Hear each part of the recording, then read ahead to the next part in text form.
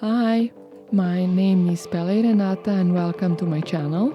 As we are coming close to an end of my mini-series of experimenting with foam stamps, I decided to put a very special technique for end, or at least special and new for me, as I will use a matte medium for stamping.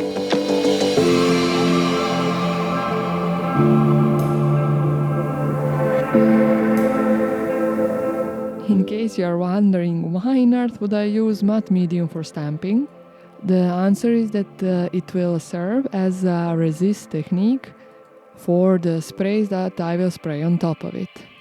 Just be very mindful to clean your foam stamp after this, before the matte medium dries on it, so you wouldn't ruin your stamp. After matte medium was dry, it left some nice texture and it is going to serve as a paint resist for the Lindy Stamp Gang sprays that I'm going to use on top of it.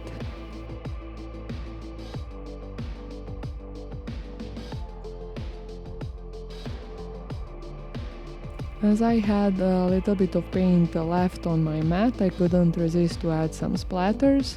But I hope you can see how beautiful a result this stamping with matte medium has left. Now, of course, I'm not one to waste, so I used a plain cardstock to pick up this remaining paint. But also at this point it came to my mind that I didn't use any standard black inks for stamping with the foam stamps. So I decided to fix that on the next backgrounds.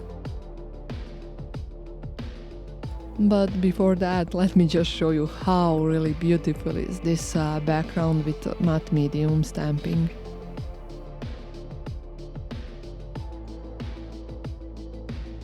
Okay, now for the stamping part, I decided to use two ink pads, which in my personal experience are most commonly used.